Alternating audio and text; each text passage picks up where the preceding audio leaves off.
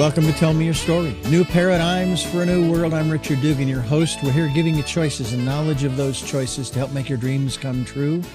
We are here on Sundays at 7 a.m. and 7 p.m., Monday mornings at 1 a.m., Wednesdays at 9 a.m. That's our special edition of Tell Me Your Story. We're here Monday through Friday from 8 to 9 a.m., and if you've been keeping count, that's 9 programs, 9 conversations, 9 guests, 9 different topics for you to tune into and listen to, and we hope that you will. We stream live at those times at richarddugan.com with podcasts on SoundCloud, iTunes, TuneIn Radio, Spotify, Stitcher, Player FM. We're on YouTube, where you can watch these conversations. We hope you'll subscribe and click notification so when a new conversation is posted, you'll be notified. We also want to let you know that the book Choices is now available on Amazon.com, and we hope you'll get yourself a copy of that. It's in hardcover, paperback, and Kindle with the Audible soon to come. All I have to do is sit down and start recording, and I will do that here shortly, and it'll be available as well. We hope, too, that you can support the work that we're doing financially. We have a PayPal account. It's there for your security as well as ours. And then finally, and this one, folks, is going to tie right in, I believe, to our conversation today. We hope that you will take this time during this, the decade of perfect vision, the 2020s, to spend some time going within to that quiet, peaceful, calm, still place and listen to that still, small voice. And with all of that, we are going to jump right into our very special guest here on the program. His name is Levy. He's written a book. It's entitled Soul Setting. And we are hoping that you will avail yourselves by going to his website, which is soulsetting.ca. That's soulsetting.ca, to learn more about how to listen to your soul instead of your mind. And Levy, I want to thank you so much for joining us here on the program. It's great to have you with us, all the way from Canada, which, you know what, one day I would really like to visit. For 2 reasons. Number one, it's nice and cold up there most of the time, I would think. But number 2, the folks up there are probably as amenable and friendly as the folks in Ireland, which is another one of my favorite places. Beautiful. Good. Thank you, Richard, for inviting me. Really appreciate the opportunity. Now, just so folks know, and we don't want to get ahead of ourselves here, the book, Soul Setting, is going to be available come January of 2025. That's correct. So we're giving people a sneak preview of the work that you have put into this book. I'm curious, and I was reading some stuff off of your website I want to get to too, and I thought it was rather fascinating, these questions and answers. But when did you start working on this particular project? Some folks can knock out a book in a few weeks. Others takes months, years. Mine took 22. How about you? And what was the impetus to drive you to say, I need to put this between 2 covers? This took me years as well to develop, over 4 years, but to get to the research part of it, it was well over 15 to 20 years. I myself, with mental illness, had addiction. I was an alcoholic. Started at age 27, where I was just started to become a full blown. By 37, I was drinking every day. I got into depression, massive depression, suicidal thoughts. I was actually planning my suicide, and I had gone to a psychiatrist for many sessions, many years, for a lot of sessions, and on a lot of medications as well. And I remember the one last session that I went to, which would have been over 20 plus years ago. He said, Levy, we've come to a juncture in our sessions that I think you're going to have to understand that you're just going to have to live life with bouts of depression. You'll have mild bouts and then obviously bigger bouts of depression. And I thought, there's just no way. And we can make coping mechanisms and techniques. And I thought, I don't want to cope with this. I want this gone. And I never said that to him. And that day, I never went back to him. I started my research and my journey. And I come to some of my research that I failed at as far as applying to my life. It failed, didn't work for me. And over the years, I've come up with soul setting and working with myself and my energy inside myself. So I've been able to cure myself inside, and I haven't looked back. 15 years clean of alcoholism, or 20 plus, and 15 years of no medication, no suicidal depression or any of that. And I've had a lot of things in the last 4 or 5 years that would probably, I probably would have got out. Mm. Well, the thing that I found interesting as I was looking through the materials and whatnot, it seems as though, on the one hand, it's kind of sad that what we've all been through. I know I don't know the status of Canada in regards to the pandemic, but it was sad to hear that, well, okay, the first pandemic of 2020, some say not 2019 because that's why it was called COVID-19. It was discovered in 2019. That was pretty sad. But then as we worked through it, they said, okay, well, we've got another pandemic coming. Really? Another virus? No, it's not a virus. It's a healthcare pandemic. And the plus of that pandemic, not a lot of people would see it this way. We're talking about our mental health and wellness for the first time, to try to wipe away the stigma. The reality is that we all are made up of a body, a mind, a soul, and a spirit. So why aren't we talking? Why weren't we talking about this before? Why did it take a pandemic, a situation where, I was one of the fortunate ones. I continued to go to work, but then again, I was the only one there at the radio station. So it was I was in a rather fortunate situation.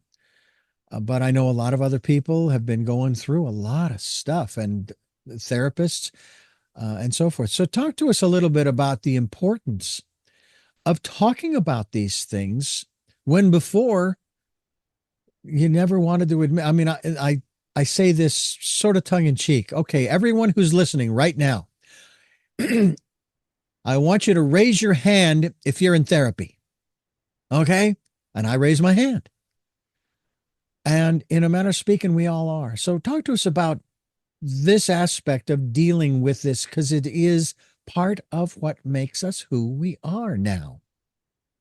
Yeah, you're right, Richard. The COVID-19 really struck a heart to a lot of people. They lost their restaurants, their business, their livelihoods. Mental illness is on the rise. Suicide rates are on the rise in Canada as well as United States. So our numbers are pretty close to your country as well. The thing is that we live 90% of our lives in our mind, and we don't talk about it enough, but I think it's a situation where the numbers are just getting higher and higher. And that's the reason why I wrote the book, because I want to help people suffering, and we suffer through our minds. I know that you're aware of that, like you mentioned, the mind, body, and soul triangle, and all we tended to deal with was our mind and our body, and we left our soul alone. We didn't have any value into it. What I've done throughout my book and my teachings is that I've gotten rid of the mind, because if you can get your soul setting on target, your mind will automatically follow. I no longer have to work on my mind, but I still have to work on my body, obviously, because exercise and nutrition is very important, obviously. But the importance of dealing with this and talking about this, if you don't, it affects so many aspects of your life: relationships, your immune system. Stress creates a lot of issues for your immune system as well. And then you start falling apart.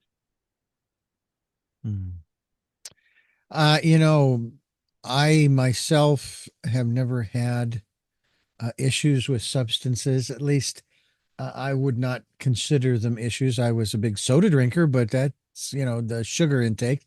And I used to bicycle everywhere. So I had no problem with the weight, no problem with these other issues. Then I started driving. And just so you know, I didn't start driving till I was 38 years old, and stopped. I honestly haven't bicycled hardly at all. I still have one since then. And my weight is fine. I did reach 200. Hated the number. The weight wasn't the issue. It was the number. It was the psychological impact. 200, that's not me, I'm now down and hovering at 180, which is perfect. just perfect. And I've been there for quite some time. But Good. high blood pressure, high blood sugar, those kinds of things. I'm monitoring as well as maintaining, that kind of situation because I don't want to deal with the side effects of having those. I want to keep that out of the picture. But I've always been an optimistic kind of guy, and I've shared that quite often on this program. Before the pandemic, before all of this stuff started to come down on you, were you that way? Were you optimistic? Were you positive? Were you even happy? And was there something that triggered this whole downward spiral that you talk about in your book? Well, I'm very much an optimist. I'm a very happy-go-lucky guy. I generally have a smile on my face all the time. You would never know that I was an alcoholic. You never knew I was suicidal. Um, what started all of this is that my life from age 0 to 27 was awesome. I had a great childhood, great teenage life. I got married at a young age, had a couple of children. Then my wife at age 27 decided this marriage isn't for me. I've decided I want to become a lesbian, and it was pardon. Like I just never saw it coming. Mm. Marriage wasn't perfect, but there was no reason for a divorce or anything like that. We had two children at the time, ages 1 and 3. She took the children, and that's the whole catalyst of my depression. And for the next 10 years, I just wasn't doing well. I was, a pity party, and I went right downhill and started drinking more. I was probably a weekend alcoholic when I was married, but then it become, like I said, every day, and it just was not a good situation, that's for sure. So, did you ever say to yourself, this isn't my fault. This is her fault. She's to blame for my situation. Well, for the 10 years, for Hmm. the 10 years I did, I took no responsibility. It was all her. She's the one that made the choice to leave, and for the reason why she left, how can I compete against that? And yes, so for sure, there was a lot of blame, zero responsibility. That's sort of a dirty word today, both here in the United States and maybe in Canada too, that regardless of what it is you're talking about, a lot of times, especially in our, I'm going to call it highly toxic political environment, it's everybody else's fault we're where we are today. And I just continue to say, no, it is not. No, you're And exactly. I'm not going to say it's our fault that we are where we are. We did whatever it is that you say we have the problem with. We did this to ourselves. It isn't them, it's us. Or in your life, it isn't her or them, it's you. It's me. Like I said, we create our own depression, we create our own addictions, and we basically look on the outside world. We live in two realities, a physical reality and a non-physical reality. And unfortunately, 90% of the world lives in a physical reality, which is our five perceptions: our feeling, hearing, tasting, touching, seeing. Mm-hmm. When we do have a non-physical reality, which is our soul, and we don't touch on that. Yeah. And when you live from the outside world, then that brings in your negativity, and whatever you bring out from the inside comes back naturally, mirrors you, and you just attract more negative stuff. Well, in this book, folks, you're going to find out some interesting things as well. It is soul setting, listening to your soul instead of your mind. And you talk about your personal experiences as you've already shared with us here on the program, as well as some interesting perspectives. And that's one of the things I talk about a lot. I I try to stay away from the word, this is my opinion. It's my observation. It's my perspective.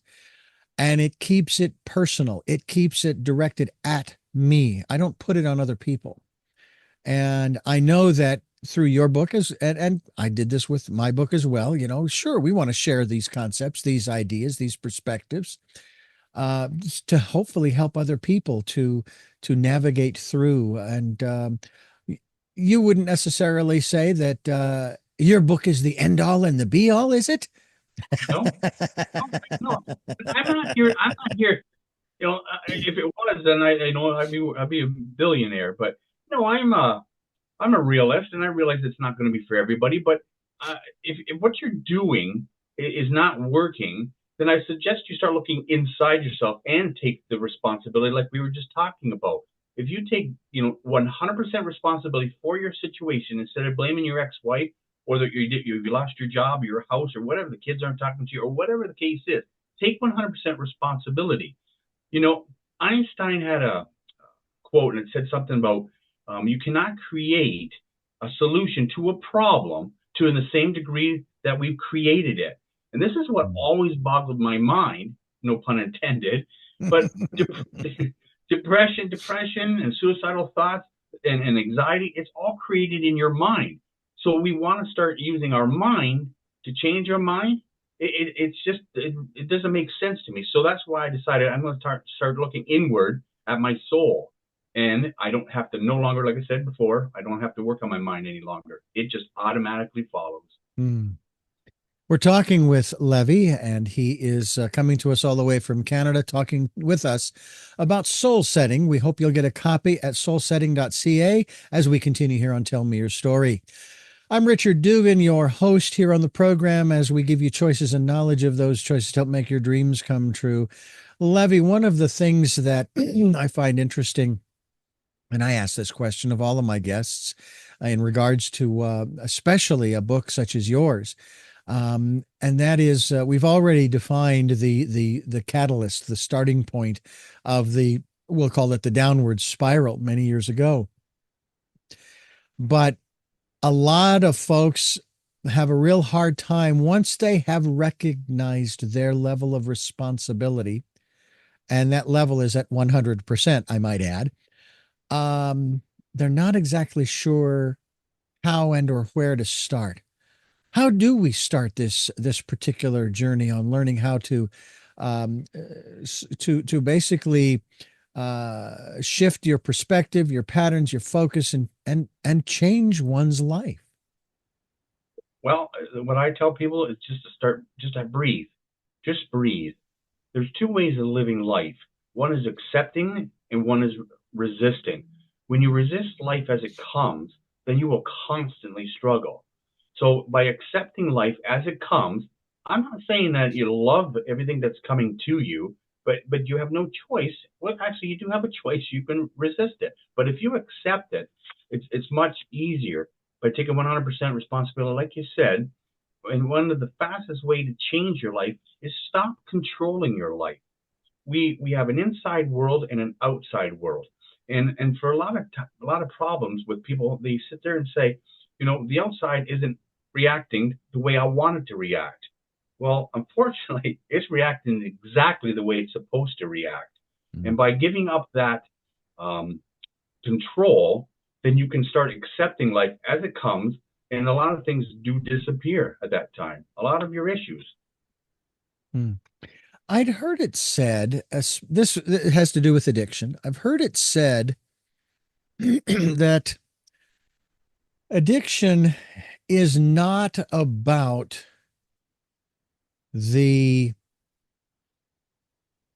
chemicals. It's not about that. And in a manner of speaking, I'd read this somewhere, that it's not even about the depression, the anxiety, all those kinds of things. It's about a lack of connection. I'll put it in another way, community. What are your thoughts in that regard to a different perspective on an addictive behavior that maybe is fostered by that anxiety, that depression, and so forth? Well, for myself, and I think with everyone, addiction is based on pain. You are trying to soothe a pain, whether it's trauma when you were a childhood and you've carried it through and your identity is based around that trauma. My father abused me, my uncle abused me, whatever the case is, and whatever the trauma is, then you're experiencing all through your life evidence, because your ego wants to find evidence to prove you're right and your mind is correct. And you now have an identity that you have associated with that trauma. And it's very difficult to get out of. So what you do is you start soothing with drugs, alcohol, or some outside stimulus. So when you can accept 100% that the trauma is that's just part of your journey. And I have a mantra that I use. It's called, it just is. We can't change our past and we can't change our future. Both are going to happen. And one has already happened, obviously. So, no, we just have to realize that it's the pain that you have to deal with. And when you deal with the pain, the addiction will go. And again, you just have to be compassionate and loving with yourself. And you have to give yourself patience and time. This is not a miracle cure that just happens overnight. Mm-hmm. One of the other aspects too is obviously that, there's a huge um, pharmaceutical investment, if you will, in this whole situation. And again, I don't know about the situation in Canada. I don't know if it's similar here, similar to here in the United States. I know of people who have actually, and this has to do with for example, the opioid crisis, as they refer to it. That's speaking of pandemics, who actually, in spite of what they told this person, actually got themselves off of the opioids. They actually were able to never take them again. And yet they tell them, no, you don't want to do that cold turkey. You don't want to do that you want to do that and wean yourself off slowly, blah, blah, blah, blah. And I think that is a testament, not just to that individual, but to the power that we actually have. And something tells me that power came from this person's inside, from their soul, if you will, that basically, despite what they were going through, said, no, I'm getting off of this. I'm getting out of this car, closing the door and walking away. I'm getting off of this train, so to speak. Do you think that that's one of the issues, is that we have been so, oh my goodness, programmed, I guess is the best word to use, to believe that it is the doctor, it is the authority figure, whoever that may be, that has the answers, that you need to follow their instructions instead of listening to, and I don't know that still small voice ever screams or yells loudly. It's always quiet.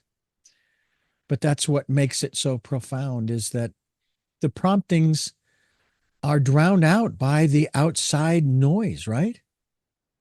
Well, and again, we're conforming with society. We're conforming with what the government tells you. You basically trust the doctors, you trust the government.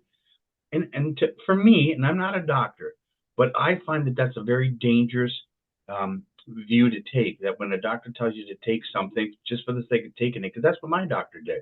Oh, you have depression? Here's a prescription. They didn't even go into anything.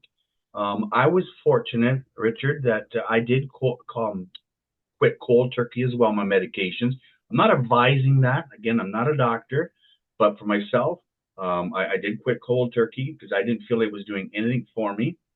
And when I did do that, things started clearing up a bit. Now, whenever you have a toxic substance going into your body, such as alcohol or drugs, it does change your mind as far as your clarity is concerned. And I think so much clearer now that I have zero toxins going into my body, so I can think more clearer. Mm. We're talking with Levy, and we're talking about his book, Soul Setting, which is sort of an interesting twist on the phrase goal setting. We'll talk about that as we continue here on Tell Me Your Story. I'm Richard Dugan, your host, and we're discussing we're having a conversation here about getting past the outer world, in a manner of speaking, to starting to, as I've promoted here on this program, listening to that still small voice. Levy, intuition, that is a huge, if not the focal point, is it not, of all of this, is that you need to be listening to your soul, that inner voice, instead of the mind, or because the mind is more connected to the outer world than the soul is in that respect, right? Correct. Yes. When you start talking about your mind and listening to your mind, it has what I call a secretary. And that secretary is your ego. And your ego always wants to be right. So it will find evidence that you're unworthy or you're useless or whatever the case is. And that's been built up from a childhood. And the evidence is always, people telling you you're useless. So you start believing that, and it becomes your belief. Um, when you start listening to your soul, you realize that your ego is always lying. So your mind is full of lies. It's just language. That's all it is. Mm. It's someone's opinion saying you're a loser or you're unworthy. It's just language. That's all it is. And when you take a look at the absolute truth and ask somebody, do you absolutely believe that you are useless? The answer will always come back, no, I'm not useless. And then, so why always ask and say, well, then why are you listening to your mind then? So you're right. Mm. You should be starting to listen a lot more to your soul. Yeah. I'm curious as to your perspective, and I have an idea here, but your perspective on the importance of the natural world. I've said many times on this program that nature is our greatest teacher. Your thoughts, especially living up in Canada, is such a beautiful place, such a beautiful place. Thank you. It is a great place up here in Canada. I totally agree with you, Richard. If you can get out into nature and just take a look at the wonder that our Creator, and for me, it's God. For yourself, it could be just the universe, law of attraction. It doesn't matter I'm not here to judge anybody, but just take a look at the squirrels and the birds and listen to the air, watch the leaves move. It's a very peaceful, tranquil, soothing way to perhaps get your stress down and go on with your life. Hmm. This this aspect of healing, one of the examples that I give to sort of preface this conversation regarding healing. My wife and I are both Reiki masters. Many years ago, back in Phoenix, when we were living there, found out about my father's brother who had cancer. And we said, we'd like to do an absentee healing. They gave us his photograph. We went home, gave him an absentee healing. Now, we're taught we don't control what the individual does with that healing energy. It is there for them to choose what to do with it, if they choose to do anything with it. Well, at my uncle's funeral, my mother shared with us what happened a few days after we sent him that healing. And it was only a few days later that he passed. And I thought, okay, I do remember we're not controlling the energy and what they do with it, but where in the Sam Hill is the healing? That doesn't make any sense. And so it got me to thinking, okay, are we using the wrong word here? Healing? Or is it the right word? We just don't have an understanding of what it really is. What's your thought on what healing really is? What does that mean? I tend to use the word healing, and I do believe you're correct. I think it's overused. So I don't think healing is a proper word to use, because I don't think there's healing. To me, is there is something broken, and I don't believe that there's anybody's broken. So for healing, then you also have the other word, curing. Mm. So there's two words, healing and curing, and no, they are overworked words as far as I'm, or overused words, Richard. Well, there's another element too, and that is now you may be familiar with what's in our preamble to our Constitution, "We the people," et cetera, with with these, with inalienable rights, and among these, and they only list three, but they say there are more because among these are life, liberty, and the pursuit of happiness. And I'm wondering, is there much of a difference between that and let's say the joy of inner peace? Having that contentment. Would you classify that maybe under that same category?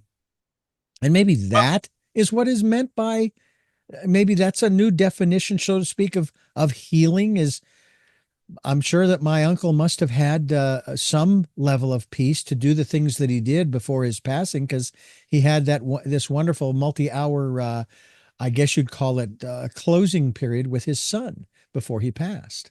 Well, with your uncle, maybe he was having some issues trying to go to the next destination.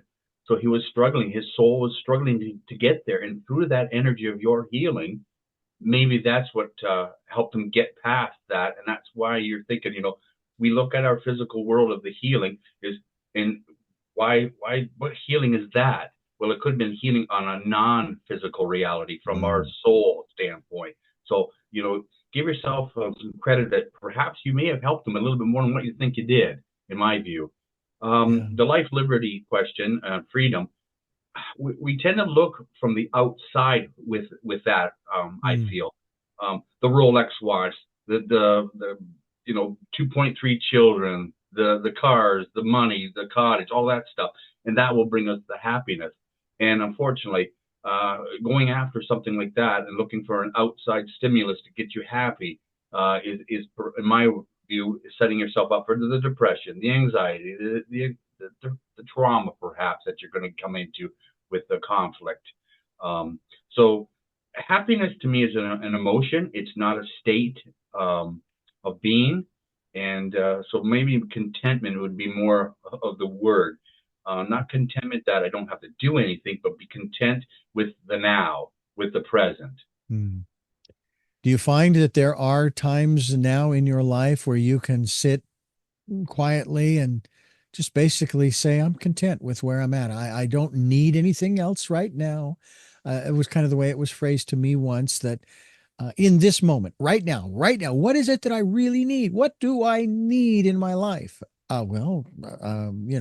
Conducting this interview, I don't need any food or drink, or clothing, or all of the outer trappings of quote unquote life. I have everything I need right now, this very moment. It seems to me that's a great starting place for someone who is struggling with trying to get out of where they're at and into that I'll refer to it this way, the joy of that inner peace. Yeah, you're definitely right. I've asked my wife often. I said, if this was the rest of our life, where we are right now, financially, health, and everything, would you be okay with it? And she says, well, yeah, I would be okay, but it's not what I want. And I said, no, that's not what I asked. I didn't ask it what you want. I asked, would you be content? And that is where I try to be at. I try to live from a contentment standpoint, an acceptance standpoint of where my life is today. I no longer worry. I get concerned, and sometimes when I worry, I realize, okay, that's my mind playing tricks on me, my ego feeding me fear, self-doubt. So it's a lie. So I can get rid of that immediately, and that's what this book does. The soul setting, it gets rid of the lies in your mind, and it can change your identity. Again, this takes some time, but there are some lessons in the book that can change your life within the next 24, 48 hours without realizing it. Let's talk a little bit about some of those steps. I know that it's helpful for folks if they can get a glimpse into that particular area. And we, again, encourage folks to go to soulsetting.ca. That's soulsetting.ca. And of course, folks, that CA stands for Canada. And we hope that you'll go to his website to get yourself a copy, pre-order it, because it'll be January of 2025. I'm actually amazed. I remember when I was a kid thinking about the years going by and thinking how cool it would be. And this was as a kid growing up, how cool it would be to be an adult and do all those adult things. And now I'm an adult, and there are moments when I'm going, that's not so cool. But for the most part, most of the time, it's pretty darn cool. I thought by now we should be in flying saucers, shouldn't we, Richard? I'm with you there. Where the heck are the Jetsons flying cars and cities up on those giant poles or floating in the clouds somewhere? I mean, come on. We're powerful. We're very powerful. We should be doing this. Yep. Talk to us about some of these steps that you have in your book, Soul Set. You have to live life with intentionality. We live in the familiar, so we walk through our day on a robotic standpoint, and when things don't go right or things don't go the way you want them to go, figure out what's triggering you. Why isn't it going the way you want? Why are you expressing anger? Why are you expressing demise or whatever the case is, or fear or self-doubt?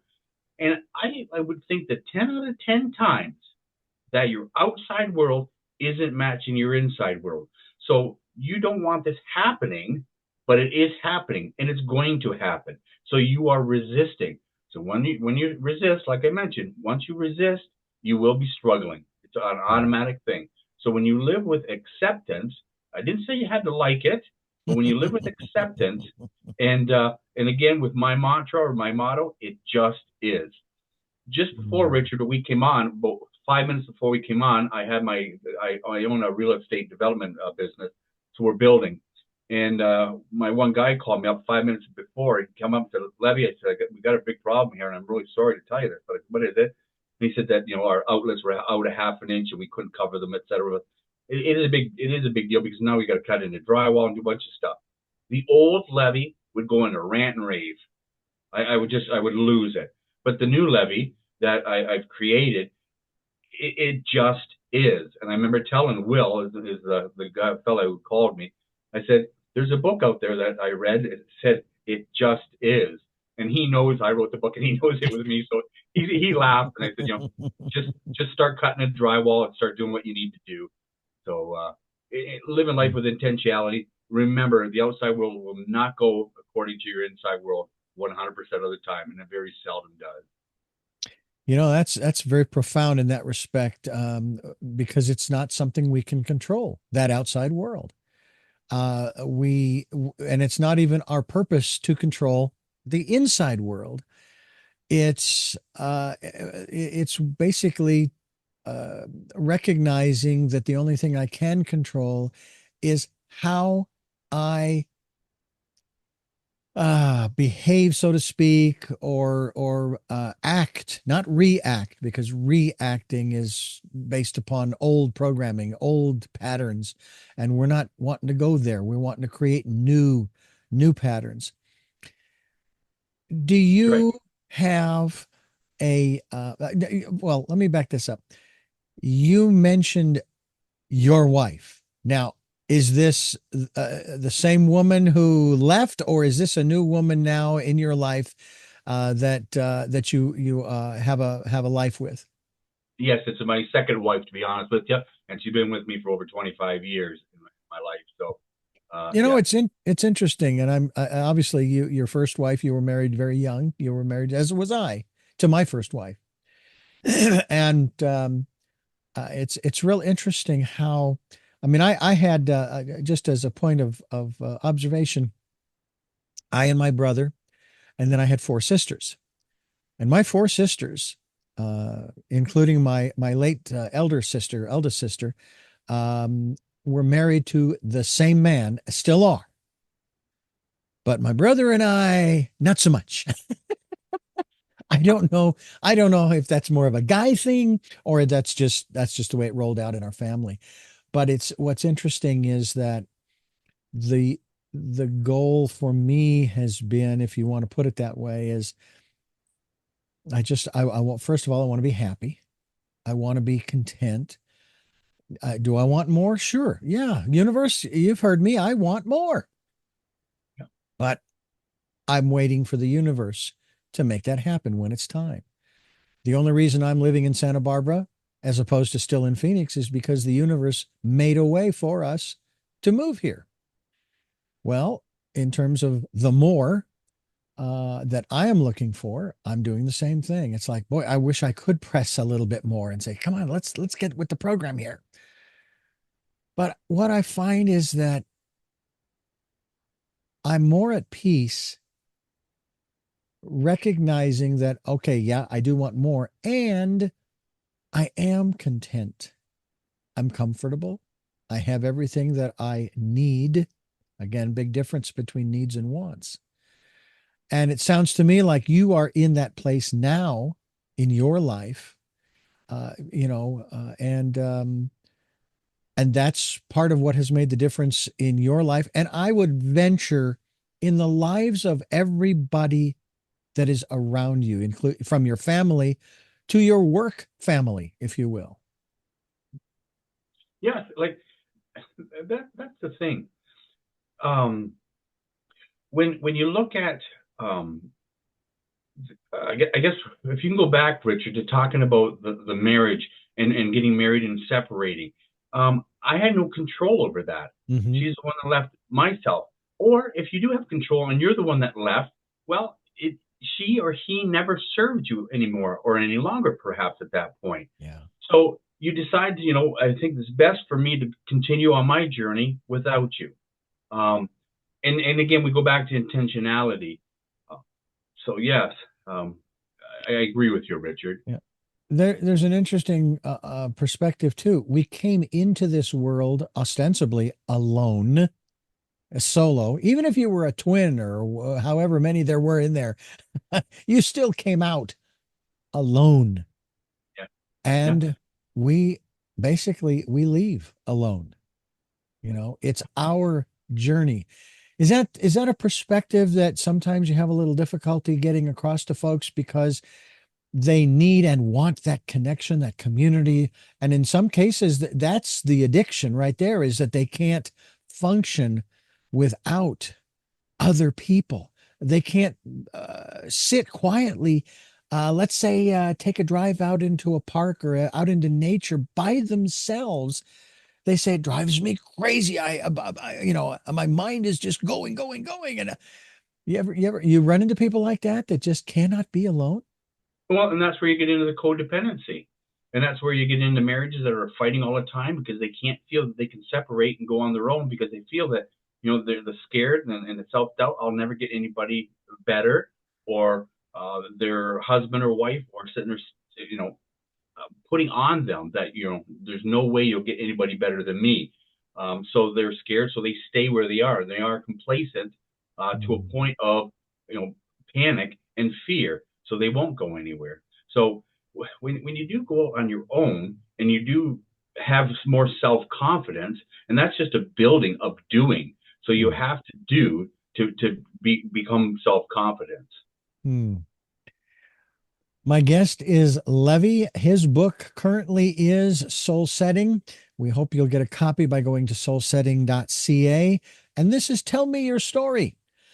I'm Richard Dugan, your host here on the program. We're giving you choices and knowledge of those choices to help make your dreams come true. Levy, first of all, the name Levy, where does that come from? And is that your given or chosen name? It's a nickname. I've had it since I was a kid. So. Okay. And it's just stuck. I hear you. It's just stuck. And how many Levies do you know? You're the first. You. Yeah. And it was sort of a branding thing too. I worked in an insurance company, so that was on my business card. So when you call the office, may speak to Levy, they don't sit there and go, well, who? They know who it is. And so it's a branding thing. So yes. I take it this is your first book? It is, yes. What was that feeling like when, because I would assume you did have a copy or a box full of them shipped to your home or what have you. What was your feeling when you opened that box and saw that work that you had worked so hard on for so many years? Nervous, to be honest with you. I was nervous when I opened it up. I went, well, it's here. It's now live. And I wonder if it's going to help people. And you start, then your self-doubt comes in again. But then you realize, okay, no, this is a lie. And so then the excitement comes in. But it was nervousness at first to see it actually in a binder form. And it was just, it was scary. But after you get rid of that, then the excitement comes and says, hey, I've lent it out to some people, given it out to some people, and a lot of people are really excited about it, saying, this can help a lot of people, and in parts of it, it's helped them as well. So, an interesting phrase. This is going to help a lot of people. Yeah, they've read it, but they don't recognize it could help them. Yeah, well, I when I give it to them, I say, are you reading it for yourself or for just other people, or what are you doing? Because you know as well as I do, Richard, there are so many people out there, so many old people that are struggling, having some mental illness. And I right now with that One Direction fella who fell off that third balcony, in Buenos Aires. I just feel for the family, and he's admitted to having the substance abuses and a lot of the mental illnesses, and it's just is just, oh man, it's so young. And I just feel so bad for everybody involved. You know, it's interesting too, because there during the Olympics in the summer, there were so many athletes who acknowledged in interviews their struggles, their mental health struggles, the challenges that they've faced. And yet there they were competing against athletes from all over the world and having an incredible experience. And hopefully that experience helped them and fostered that connection that they had with one another. That's the cool thing. And I hear you. My heart goes out to these folks here in the United States, down in Florida, with these two hurricanes back to back. You know, I mean, we can't do anything about what is, and that what is that there's a lot of devastation, sure. But if you're still walking around and you're still alive, man, you got it all. You still have it all. And now it's a And we, question. Go ahead. sorry, no, and you're right beforehand, but we do have the power to heal ourselves. You Yeah. know, that again, I use that word healing, but Mhm. I don't know another word to use. And I'm trying to come up with another word. But you know, if you're going to be waiting, and I'm sure the United States is the same way, that you'll be waiting 6 to 9 months to go see a psychiatrist because they are so backed up. And I'm not judging the healthcare professions, but there's just so many people that need the help, and so lack of the physicians or counselors or whoever you want to go to. And that's why I wrote the book, and hopefully people can read it, and if they need to reach out to me, they're more than welcome to reach out. I know that there are those who would say, I'm sure, say to you, I'm sure they've said this to you. Yeah, well, you know, you say you're healed and all of this kind of stuff, but you never really get past it all because you know you can only do so much. But you basically have, after going through everything that you've gone through, you say that you're free of the drama and the demons that plagued your life. It really frustrates when people sit there and say, you know, you have to learn to let go of the past and stuff. And I think that's such a misnomer. I don't believe you need to let go of anything, because it's impossible to let go of maybe the abuse that you went through, the trauma that you went through. Mhm. How do you let go of something like that? And what I say is you can't. So what you do is you accept it, embrace it, and learn to not deal with it, but accept it. Again, my mantra: it just is. It's part of who you are. It's not that that abuse should have happened, because in my world, no abuse should happen, but it does. I am a realist. I'm not delusional. I know I don't live in a unicorn fairy land that, life is wonderful. You are going to have the good with the bad, the old yin and yang. People ask me, I'm depressed. Well, then I turn it around and say, how do you know you're depressed? And they say, well, because I'm not feeling sad and stuff. So at one point, you must have felt happy, because you Mm. need the comparison. It's Mhm. impossible to be depressed without not being happy, because you have to compare it, sad and happy.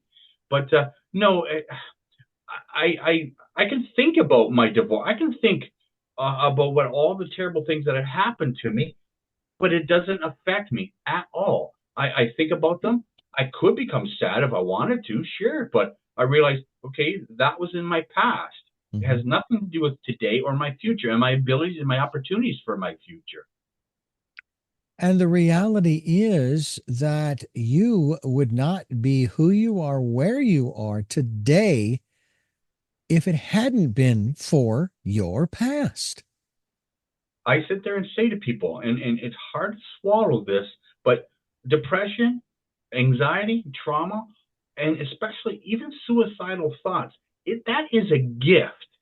Mm. It's a gift that is sitting there telling you something, and we don't think about it. We think about it through our mind, which creates more depression, and you go down that rabbit hole of addiction, and you continue. I did it myself for 10 years, and my body needed more and more and more liquor. It needed more and more substance abuse because it got used to what it was. Then I found more evidence through my ego that I was a loser, that I'm not good enough for anybody, and you just continue going down that rabbit hole. And it's a dangerous, once you get down there, it's hard to get out, but not impossible, because I'm proof that you can get out of it. If you're still breathing, you still have life in your body, you still have the possibility of getting out of that situation. And you are, of course, not as you've mentioned too. You do have some children. You're a father. You're a husband, grandfather. Grandfather, seriously? You don't Yes. look old enough. You don't look like my grandfather did. Are you looking for money for that compliment? Are you, Richard? Huh? Is that what you're fishing for? But you're also, as you said before, you're an entrepreneur, you're a real estate developer there in Ontario. Um, when my wife and I traveled to Ireland, we were there twice, but the first trip we were driving from Dublin to down to Waterford. And my wife wanted to stop at all of these different cemeteries and churches that, that the roofs were gone, everything. And at first for me, it was like, that's kind of morbid. Why do you want to go to these cemeteries, And we're walking around and looking at the statuary and all of the tombstones and everything, headstones. And then it dawned on me as like a bolt of lightning. Oh, all these people who are laid to rest here are the ones that built these little villages and hamlets and communities. And if it weren't for them, none of this would exist. Exactly. Yeah. And that kind of turned it around. Um, and the same thing, obviously, with my grandparents on both sides. If they hadn't had kids, my parents wouldn't be around, and my father and mother wouldn't, and we wouldn't be here. Uh, I even remember telling my father, we were at a lunch or dinner at their house one afternoon, and I myself had made the decision years ago that I would never have children because I have a congenital or genetic issue as far as my vision, and I didn't want to pass that on after what I had gone through. And I was sharing that. My father says, "Well, you do know, Richard, because I knew I had that. And if I had made that decision, you wouldn't be here." And I go, "Yeah, Dad, I know. I know." But there are other ways that we can give birth, if you will, to something that carries on after us. Do you have that feeling beyond your children that you are going to leave this world many, many years from now? We hope. Um, you really believe that you're going to leave it a better place than how you found it as you grew? I certainly hope so. I'm trying to create a legacy with the property investments that we have, that they're buildings that we are building. Mm-hmm. There's a fourplex currently right now that we're working on, and it should stay for hundreds of years. Mm-hmm. And so my name will be attached, our company name will be attached to that for a long time. Who built that? It'll be in the registry, in the city hall, as well as this book that I'm creating that I would love for this book to be the next Napoleon Hill Think and Grow Rich, because not trying to bash Napoleon Hill at all, because it's a wonderful book, but some of his philosophies as far as whatever you think you believe and achieve is setting some people up for, and a lot of our children up for depression, because I think I can be a rock star. Meanwhile, it's a 1/100th of 1% chance of you being the next Beyonce or Michael Jordan. Again, you have to try, obviously, but it comes to a point where reality has to set in. It's very difficult. So We're given certain, shall we say, aptitudes, if you will, capacities, physically, mentally, intellectually, and so forth. And you have to recognize. It's often been said in the work world, as far as taking on a particular job or maybe going to school for a particular career, that there comes a point when if you're finding that it's just not working for you, you maybe not getting the grades, you're not having the level of productivity, et cetera, et cetera. You have to know what your limitations are. But you're absolutely right. I would agree with you. You've got to give it a shot. I mean, I was born and raised, I was born legally blind. And I went into an industry It's like, well, what business do you have going into this industry? Do you understand that there is the queuing up of these black vinyl records and how hard that's going to be? And then you have to read, copy, and on and on and on and on. 45 years later, I'm still doing it. And you're And creating copy. yeah, and I prospected it. I put it this way. My legal blindness was a perceived limitation. It is only a limitation if I choose to make it. Now, that does not negate the need, I think, for recognizing that you either have the aptitude for it or you don't. You have the tools or you don't. And I don't know about you. I'm curious. You know, you're a real estate developer. Did you play a lot with trucks and things like that as a kid growing up? I know I did, and my brother and I and our neighbors used to dig holes in my dad's backyard, to his consternation, you know. But sometimes what we did as children that brought us happiness and joy is maybe the thing that we should be doing as we grow into adulthood. I think a lot of people should be going looking at that route, coloring, then maybe artistic abilities. But yes, Richard, I played with cars in our gravel driveway. We would make roads with our hands, Hmm. and that's how we did it. But also, when I was younger, I used to draw. My best friend and I, we thought we were going to get married, live together in this transport truck. So we created, our living room and our bathroom and all that in the transport truck 18 wheeler. So we were Hmm. going to drive around the world in this thing. How we're going to electricity and the bathroom and all that stuff. We had no idea, but we would draw a compartment. And here I am years later, and I still love creating architectural designs. Where the bathroom's going, where's this going, where's the kitchen's going, and things like that. So what I'm doing now is what I actually did when I was a child. Oh, that's cool. That's very cool. And I too, because my father was an appliance repairman, among other things. And he had, I think there was a turntable and a small little portable reel to reel, and I'd have a radio there and all these types of things, and would play radio. And as I got older and I got my first job in radio, a friend of mine and I and some others, we would get together, go to the radio station when it was off the air.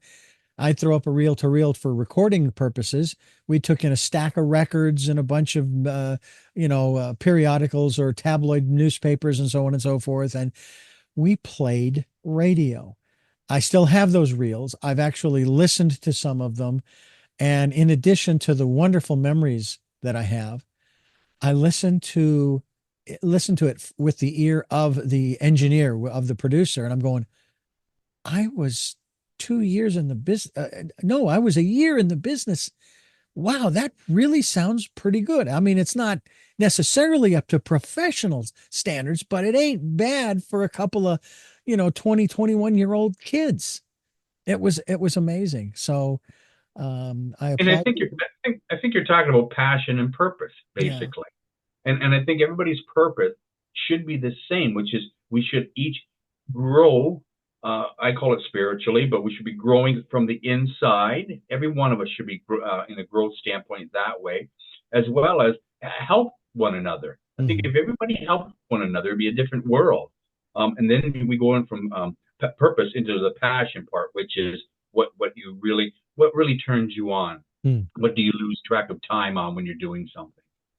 Oh, that's a wonderful way of putting it. There are times I will go into the studio or control room, whatever the case may be, and I'll be in there doing something, and then I look at my clock and I go, 3 hours. Where did that go? You Yeah, know, it's as they say in sports, it's like being in the zone. that's And right. Yeah. oh man, time just doesn't matter at that point. No, and they say about, it's not work if you enjoy it. You've heard the phrase, I'm sure, of some people who have found that, and they say, I've never worked a day in my life, That's right. you Yeah. know. And I've had periods where I could sort of say, well, that where I would say, yeah, I have worked a little here and there. I worked in a warehouse for a while. I worked for photography, film processing, both the negatives as well as the paper company, and worked for a multi-level marketing company. I was producing their audio tapes for their program, monthly program, and they wanted to have me in house. I think partly because they didn't want to pay me my rate. They figured if we bring him in here, we'll pay him a salary or what have you. And but my first love has always been this business, and it's given to me a lot. I want to ask you one final thing here in regards to our conversation about soul setting, and that is that particular aspect of one's life's purpose of finding that. That seems to me also to be a real important aspect to all of this, in terms of soul setting, is finding your life's purpose. And a lot of people may not understand what that means, for starters, but even if they do, they're not even sure how to start looking for their life's purpose. Again, our soul is incarnated to our human body. This dimension is an illusion. We only look at it from a physical standpoint. We don't look at it from a non-physical standpoint. Again, our perceptions are based on the five senses. And when we start looking at it from a non-physical standpoint, our soul comes incarnated with three primal traits, I guess. And that's inadequacies, scarcity, and inconsistency. And those fears of insecurity and inadequacy and scarcity are our purpose is to get through all of those. But we don't. We sit there and we have these insecurities that come already labeled with us at birth, and then they grow larger and larger for so many people. The insecurities, but based on fear, shame, and guilt. Then the inadequacies, I'm no good, I'm not worthy. And then the scarcities, I'll never have what that person's having. And we're comparing ourselves. And that's, our purpose shouldn't be looking at other people. Our purpose is to grow within ourselves, to try to have that peace of mind. So that's the way I would frame that, Richard. Well, I'll tell you, this aspect of finding one's life's purpose, I've often looked at that for myself. And my father said to me once, Richard, you need to find something that you love doing because you're going to be doing it for a long time. Don't get stuck like me. Now, my father didn't stay stuck, and I don't believe he was ever really stuck. He, after losing his job with the printing company that he worked for so many years, because they moved the company to Utah and he didn't want to move the family, he went back to school and got his computer programming degree. And this was in the 70s when they had fanfold paper and punch cards. There was a fun time. And I guess I wouldn't say that I was born under a lucky star or anything of those things or that nature, but I just followed the guidance. I was in junior college when I found out about this very first radio job, and I've never looked back. And I got to tell you, those years with that first station, which is where I recorded those radio shows with my friend, man, if I could go back and do it again, I wouldn't change anything, obviously, because I can't, but I would do it all over again because it was so much fun. It was such a blast. And again, that's your passion, though. Yeah. So you've taken your passion and created it into your purpose. And again, with the purpose of trying to become peace of mind through your soul. Yeah. And I'm susceptible, just like everyone else and you, to those noises from the outside world. And sometimes it isn't always an audible noise per se, but it's just like those images of this, that, or the other thing, whether it's the bank account or the job or the relationship or the this or that or the other. And I have to pull myself back, and I have to slow it down and say, wait a minute. And go within and listen to that still small voice. And sometimes it's not giving me direction as much as it is giving me, shall we say, solace. Say, hey, relax. And a lot of times I think it's my dad, who passed away a year and a half ago. Sometimes I think it's my dad just saying, hey, you're doing great. I'm proud of you. Love you. Just keep moving forward, but don't let yourself get stuck in the quagmire. I love that word. But it's true. It's true. you know, and I'm sure you still, as healed as you are, I'm sure you have those moments, those instances, those flashes of that.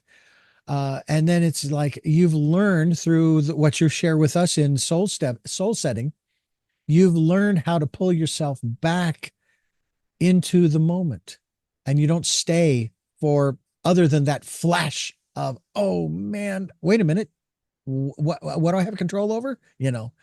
Right? And we go back to the intentionality. And I am not perfect. I'm a human just like you, Richard, and I do fall prey to some of those things that come into my mind through my ego, from someone saying something or something happening in the outside world that doesn't fit in my inside world.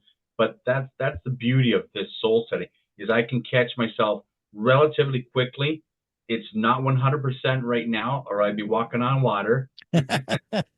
But no, my peace of mind right now, my peace of mind, and for depression, I don't think I'll ever get depression again. Like I said, I've had a lot of things happen in the last 3-4 years that would have sent me over the edge, and I would have cashed my life in and said, enough's enough, and done myself in. But I chalked it up to, okay, it just is, and let's move forward. So. Get a copy of Soul Setting at soulsetting.ca. That's soulsetting.ca. We will be linked to that website at our podcast and video cast, so you folks can go to the website while you're listening to or watching the conversation that we have here on Tell Me Your Story. I'm Richard Dugan, and we have been talking with the author, Levy, about soul setting. Listen to your soul instead of your mind. It will be out in January of 2025. We're looking forward to that release as well. I also have to say, I don't know about you, Levy, but after I received the box of paperback versions of my book, and and I was looking through them, I was actually rather excited because I'd been updating the manuscript. I went through a self-publishing through kdp.com with Amazon. And I was constantly going through the manuscript, and my mother had made a suggestion after she had read the book. I'd sent her a copy of it. And she said, because I have sections of the book that are 30 years old from a journal that I was writing in the 90s. And I had them underlined and italics, so they were set apart from the more recent text. And she said, why don't you let the reader underline, take away the underline? I thought about it for a while, thinking, well, I kind of like it the way it is, but, listening to my mother, and it resonated, and I thought, okay. So I changed the manuscript. I took out all of the underlines. So when I got the box of books, because I wasn't sure if the update was going to be there, and I was so relieved that it was. And it really looked, so my hat is off to my mother for her suggestion, and it just really worked. So that was Always listen exciting. to your mother. Yes. Always listen to your mother. Yeah, absolutely. Absolutely. So it's really cool. By the way, just a side note here, my mother and I had a conversation, and I was sharing with her a story, not a real positive story, about what was going on. And very early in my sharing of that story, she stopped me. She says, no, I don't want to hear. If you want to talk, you called about inspiration, you want to have a little pep talk or something, or you need some advice, fine, but I don't want to hear the story. And I remember getting off the phone with her and thinking, wow, why did mom? And then once again, one of those lightning bolts hit, and going, no, she was absolutely right. We sometimes unconsciously let that negativity into our lives, don't we? Without even thinking. and we could have walked away or hung up the phone. And I know I'm hearing a lot of this business about the internet. I know you've probably heard about this here in the United States with, everybody complaining about, well, Google's a monopoly and blah, blah, blah. I'm going, what are you talking about? It's only a monopoly in this context if you allow it to be. Go into your settings and change your browser. You don't have to use Chrome. You don't have to use the search engine Google. There are others. Okay. And if you're getting the negative stuff from social media, turn it off. Unsubscribe.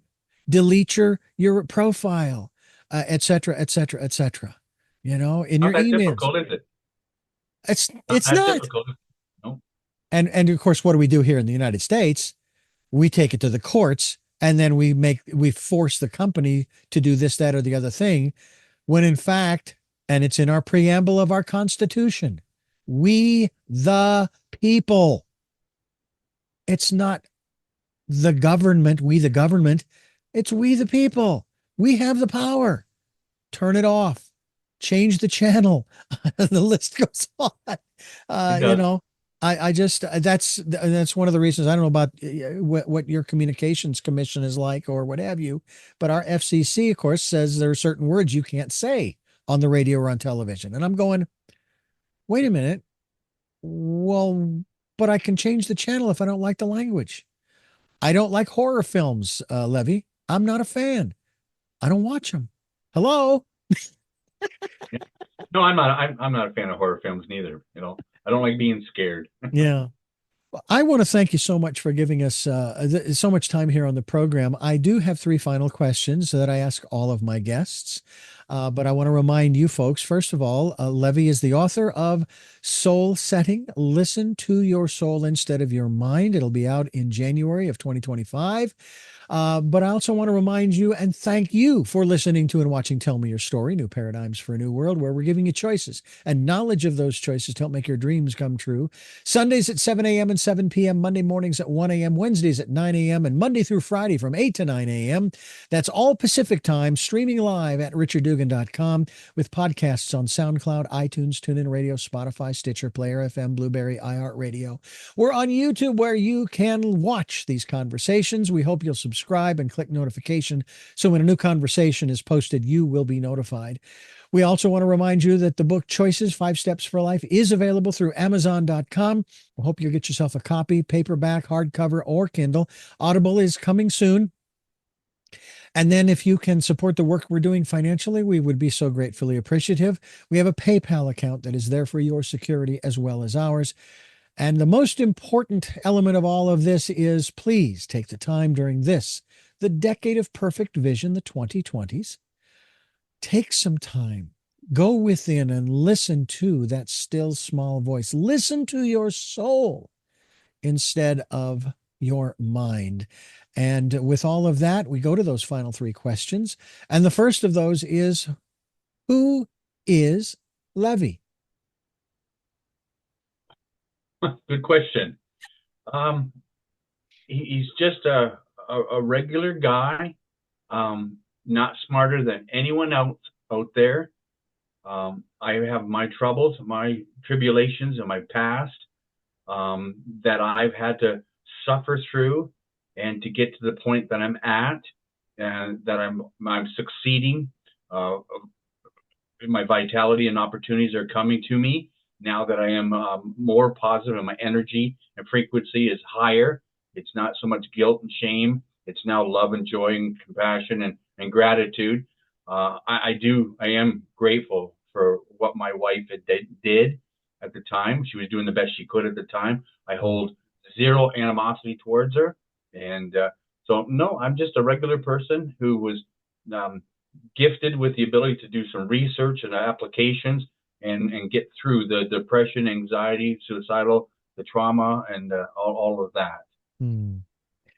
What gets you up in the morning?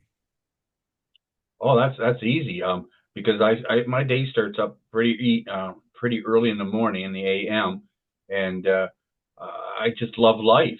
I love knowing what's going to be around the corner for today for me, and am I going to have a good day or a bad day? And I have a quote that is in my book that my average bad day is better than most people's good days.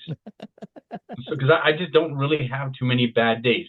Yeah, I can complain like everyone else and stuff, but it's generally to my wife saying, this didn't go right today and stuff. But again, it just is, and I move on. And finally, what was your best day? I guess when my kids are born, and grandkids, the best days. It's just, knowing there's a little me out there someplace, or a couple little me's out there. I've also been blessed with other children in my life that are, we don't call them our stepchildren. It's my second wife's kids, but I've known them, probably 70% of their life. They were young when I met them, and I was blessed to be able to be part of their lives too. They've blessed me with their being with me. Well, we are blessed with you being in our lives here on Tell Me Your Story. Thank you so much for the conversation and giving us so much time here. Thank you, Richard, and your audience as well. Really appreciate the opportunity. I enjoyed myself.